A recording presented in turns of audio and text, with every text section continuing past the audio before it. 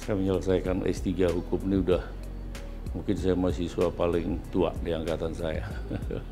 Saya di usia 60, atas 67.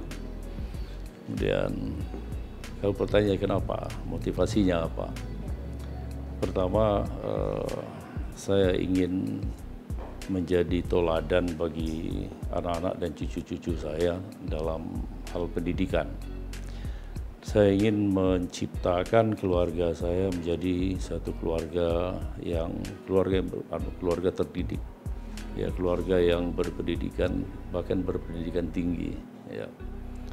Nah, tentunya menjadi keluarga terpelajar tentunya harus terlebih dahulu saya menjadi orang yang dengan predikat yang sangat terpelajar, kan gitu ya.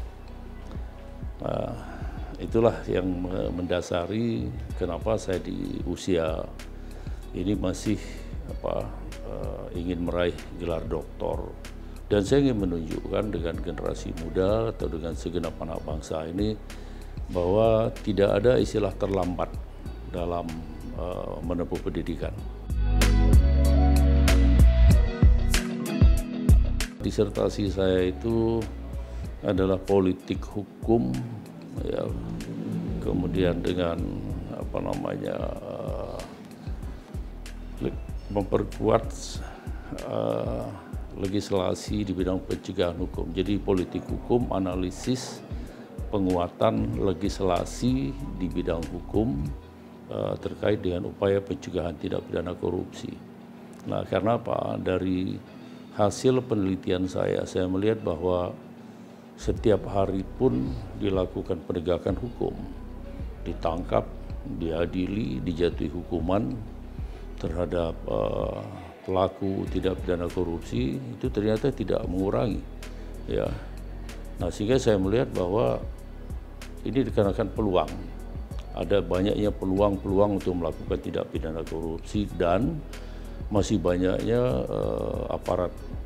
aparatur negara atau penyelenggara negara dan pelaku usaha yang mempunyai jiwa korup serta tidak mempunyai moral yang baik di dalam melaksanakan amanah yang diberikan itu.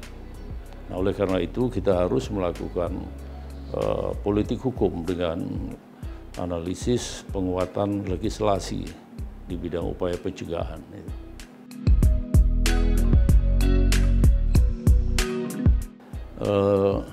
Ya itu ya, sebetulnya kami bertiga saya bersama dengan dua orang anak saya ini ya, itu pada dasar saling memotivasi. Saya menjadi motivasi mereka berdua dan mereka berdua menjadi motivasi saya, karena mereka berpikiran, wah jangan sampai nilai kami lebih di bawah nilai papa, kan gitu ya. Saya pun begitu, wah jangan sampai nanti nilai saya di bawah anak-anak gitu ya. Jadi bukan untuk bersaing untuk paling baik, enggak gitu ya. Ya mungkin karena berpacu terus ya, dan saya tentunya memacu mereka untuk mendapatkan nilai yang baik. Ya alhamdulillah, ya berkat kerja keras itu tadi, ya nggak sia-sia ya. Diawali saya lebih dulu lulus dengan predikat cum laude ya, dan mereka berdua juga semakin begitu melihat saya lulus dengan predikat cum laude, mereka semakin termotivasi lagi bagaimana caranya nih untuk di sidang tertutupnya dulu gitu ya. Nah, sampai di sidang terbuka, sehingga ya tim penguji ya bisa meyakini, bisa melihat bahwa memang ini layak untuk mendapat predikat dengan pujian gitu ya. Baik karena temuan dari hasil penelitian mereka terhadap masalahnya masing-masing. Kemudian kalau yang Adit kaitannya dengan haki kalau nggak salah ya. Sementara kalau yang Aga ini dia tinggal mengembangkan dia punya dari S2-nya dari Belanda ya, itu kaitannya dengan merger, cross border merger kalau nggak salah ya. Nah, bagi Universitas Trisakti Ya setelah dilakukan penelitian kan semuanya ke berbagai perguruan tinggi bahwa memang ini hal baru gitu ya. Nah itu juga yang membuat cum laude juga gitu.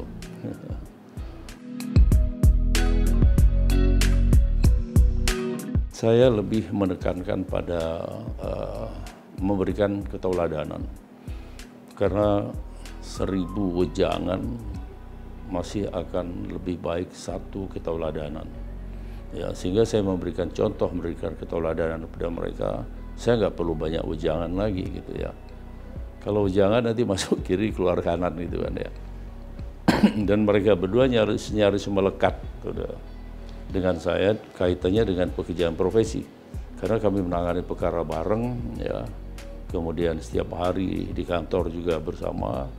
Kemudian sidang-sidang di pengadilan negeri manapun, keluar kota sama-sama.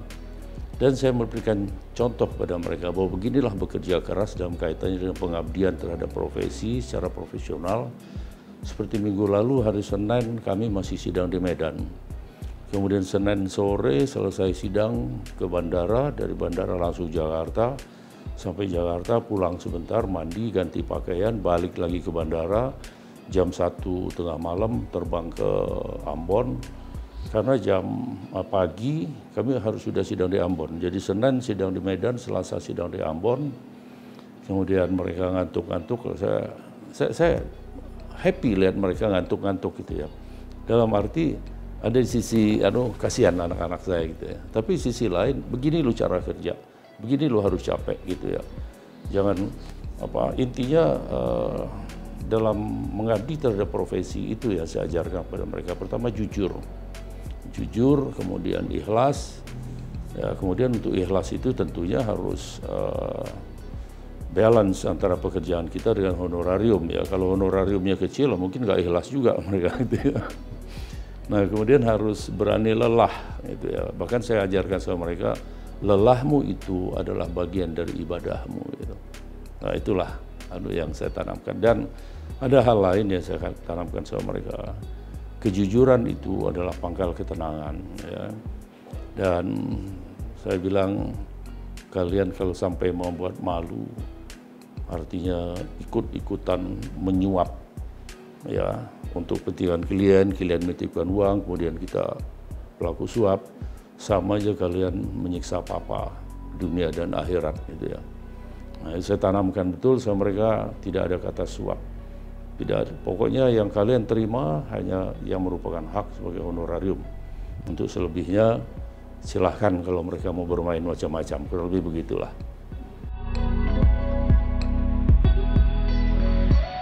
Saya melihat bahwa dalam penegakan hukum ya secara umum ya masih banyak transaksional ya, dalam arti kadang-kadang hukum yang merupakan hak itu masih harus dibeli ya.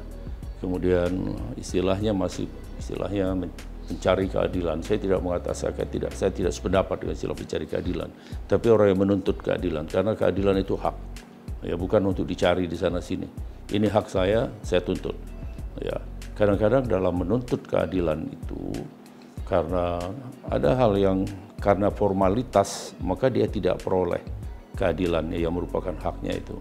Nah, disitulah perlunya mereka menunjuk profesional ya, orang yang profesi sehingga dia mengerti baik dengan formalitasnya maupun dengan materialnya seperti apa gitu ya. Disitulah peran advokat ya. Masih banyak saya lihat, tapi tidak berarti bahwa semua ya. Masih ada juga hakim yang jujur, polisi yang jujur, jaksa yang jujur ya.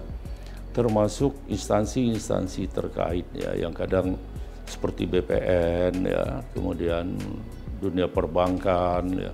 Masih banyak yang saya lihat ada oknum-oknum yang tidak bermartabat, tidak punya moral ya. Yang penting saya dapat bahwa lu mau susah, sertifikat lu mau hilang dan sebagainya, itu masih banyak orang seperti itu. Nah, saya berharap kepada semua ini janganlah kalian melakukan cara-cara itu, menerima uang, memberi makan anak-anak, istri dan cucu-cucu dengan uang yang haram seperti itu. Hak orang jangan diambil, hak orang jangan diperkosa gitu ya. Itu.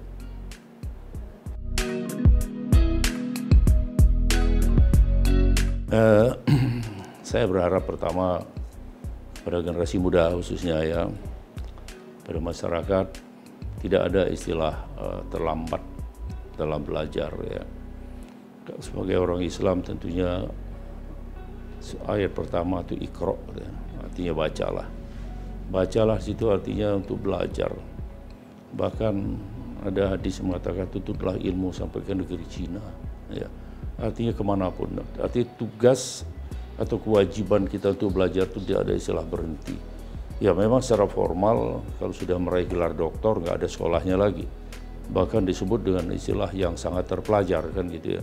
Tapi tidak berarti harus cukup puas di situ. Ya. Karena hukum itu berkembang mengikuti perkembangan masyarakatnya gitu ya. Nah, sementara kita lihat percepatan perkembangan masyarakat yang berkaitan dengan teknologi, hukum menjadi jauh tertinggal ya. Nah, kita harus belajar. Jadi tidak hanya di bidang hukum, baik dia dari disiplin ilmu apapun, tapi harus fokus, harus profesional.